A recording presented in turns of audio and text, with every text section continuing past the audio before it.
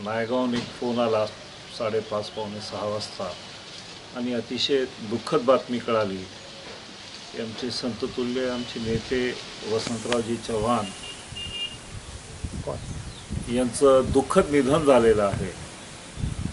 आम्ही चव्हाण साहेबांना लहानपणापासून ओळखतो। त्यांचा स्वभावासारखा व्यक्ती होणे अतिशय दुर्लभ आहे। अगदी सामान्यातून सामान्य व्यक्तीला मध्ये मिसळणारे, आवाज देऊन बोलणारे नेते आमचे। आज त्यांनी आपलं जीवन संघर्ष संपला। आज त्यांचं युद्ध मृत्यूशी जे युद्ध होतं त्यांचं ते संपलं। त्या काळामध्ये वसंतराव चव्हाण साहेबांनी नांदेडची काँग्रेस उभी केली, इथली खासदारकी निवडून आले आणि आज आमचा आधारवड हरवला आहे। काँग्रेस जनांचं फार मोठं नुकसान। वसंतराव चव्हाण साहेबाच्या जाण्याने फक्त नांदेड जिल्हाच नव्हे तर महाराष्ट्र आज पोरका झालेला आहे। नांदेड जिल्ह्यामधील सर्व काँग्रेसजन आणि संघर्षशील जे नेतृत्व होतं आमचं, अतिशय प्रांजळ व्यक्तिमत्व, संततुल्य व्यक्तिमत्व आज आम्हाला सोडून गेलं। त्यामुळे आम्ही सर्व पोरके झालेले आहोत। आज नांदेड जिल्हाच नव्हे, काँग्रेस पक्षच नव्हे तर पूर्ण जिल्हा आज चव्हाण साहेबाच्या निधनाने पोरका झालेला आहे। जीवन संघर्ष संपला। आज त्यांचं युद्ध मृत्यूशी जे युद्ध होतं त्यांचं ते संपलं। मी माझ्या कुटुंबियांतर्फे आणि आमच्या सगळ्या काँग्रेस पक्षाचे कार्यकर्ते असतील किंवा महाविकास आघाडी किंवा कोणताही व्यक्ती असेल तर त्या सगळ्या सामान्य जनतेतर्फे आम्ही त्यांना भावपूर्ण श्रद्धांजली देतो।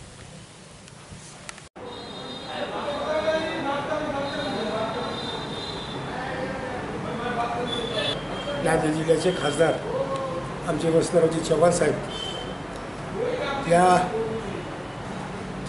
आदरांजली वाहत असताना काँग्रेसमध्ये नांदेड जिल्ह्यात पोरका झालेला आहे आणि ज्यावेळेस काँग्रेस पक्षामधून अशोकरावजी चव्हाण साहेब काँग्रेस सोडून BJPमध्ये प्रवेश केल्यानंतर नांदेड जिल्हा काँग्रेस पोरका झालेला होता।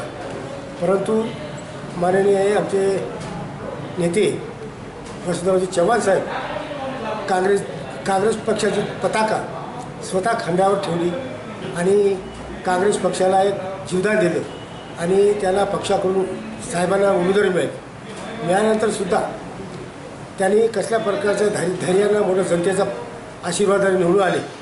परंतु काही काळातच थोडक्या 2 दिवसाच्या आजारामुळे त्यांना नांदेड येथे दवाखान्यामध्ये किम्समध्ये ॲडमिट करावं लागलं आणि बऱ्याच दिवसापासून 8-15 दिवसापासून ते आहेत दवाखान्यामध्ये आणि ते आज 4 वाजता ते आपल्या निघून गेलेले आहेत आणि आपला नांदेड जिल्हा हा पोरका झालेला आहे काँग्रेस आणि त्यांच्या कुटुंबातला एक व्यक्ती म्हणून मी एक दुःखदपणे श्रद्धांजली अर्पण करतो। कारण का मी त्यांनी मला स्वतः एक निवृत्ती कांबळे एक आमच्या कुटुंबातला म्हणून समजत होते आणि मी कुटुंबातलाच व्यक्ती म्हणून श्रद्धांजली अर्पण करतो।